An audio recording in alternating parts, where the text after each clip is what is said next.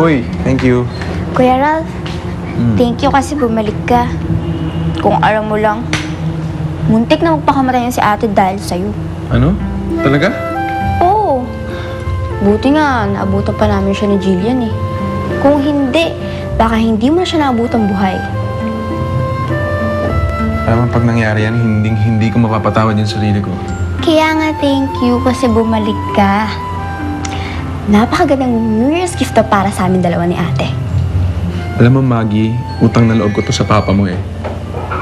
Kung hindi niya siguro ako kinausap, malamang hindi ako pumunta dito agad. Kinausap ka ni Papa? Oo, Lisa.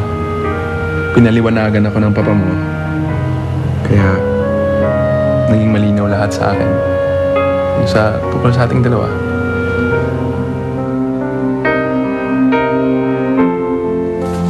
Salamat po. Hello, Mang Dante! Ano? Mang Dante! Saan po kayo pupunta? Ayun. Kaayos na si Lisa sa si Ralph. Diba? Naigi na sila. Ayos na ang problema ni Bart. Kaya siguro kailan umalis na muna ako para hindi ako makagulo sa kanila. Pero saan po kayo pupunta? May tanong. Basta ang gawin mo na lang, sabihin mo kay Maggie, pasensya na siya. Ha? Pwede mo sabihin sa kanya yun. Opo. Pero magagalit po siya eh. Pag wala po kayo. Hindi siya magagalit. Alam mo ba kung bakit? Hindi siya magagalit dahil ibibigay mo ang lahat ng mga sulat na ito sa kanila. Ginawa ko yan sa loob ng bilangguan. Po, ako po magbibigay nito sa kanila? Oo, Jillian, pwede. Para malaman naman nila na talagang mahal ko sila. Na kahit nasa malayong lugar ako, hindi ko sila nakakalimutan. Pwede mo bang gawin yun, Jillian? Ang ibigay ang mga sulat na ito sa kanila.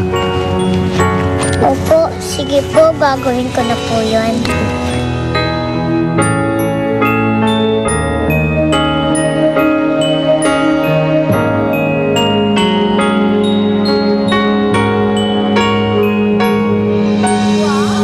Dami nating handa. Oh, anong meron? Bakit ang dami-dami pagkain?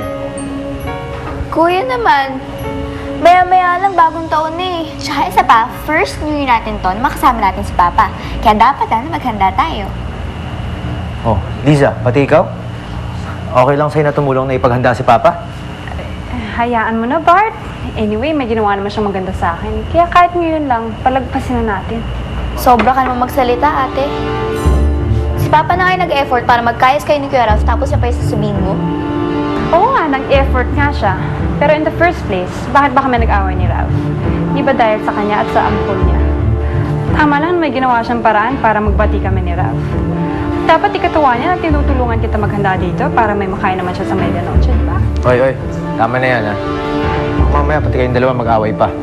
Tigilan nyo na yan. Huwag po kayo mag-alala. Kasi po, si Mang Dante umalis na po siya. Kaya wag na po kayo mag-away. Anong malis? Wala na. Umalis na. Saan siya nagpunta? Doon.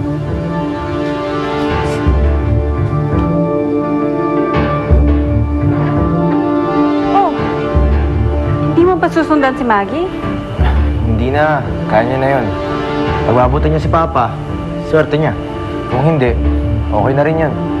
At least, hindi na natin siya makakasama. Wala tayo kakaya pa. Tayo, ibibigay pala po ako sa inyo na sulat. Sulat ko po para sa inyo. Ano yan? Galing po to kay Mang Dante. Habang sa kulungan pa daw po siya, sinulat niya na daw po to. Kaya, kayo na pong bahala kung gusto niyo pong basahin o hindi. Ito na po, oh.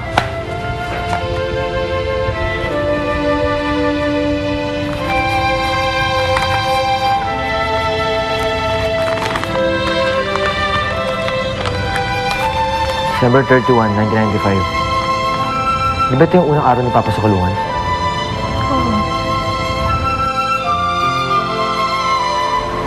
Bukas, bagong taon na. Kauna-unahang bagong taon na hindi ko kayo makakasama. Nalulungkot ako kasi wala kayo dito sa tabi ko. Nalulungkot din ako kasi alam kong hindi magiging maganda ang inyong bagong taon. Pero ayoko mangyari ito, mga anak. Umaasa ako na sisikapin niyo na maging masaya rin kayo kahit wala na ako sa tabi ninyo. Alam kong mahirap gawin ito, kaya maging matatag sana kayo. Kasalanan ko ito, mga anak. Kaya kailangan kong pagdusahan ito. Pasensya na kayo, nadamay kayo sa ginawa ko. Ito ang pinakamasakit sa akin. Na magising ako sa katotohanan na kayo ang higit kong nasaktan dahil sa kagagawan ko. Kaya patawarin niyo ako, mga anak. Patawarin niyo ang inyong ama na walang tanging ibang hinangad kundi ang makita uli kayo.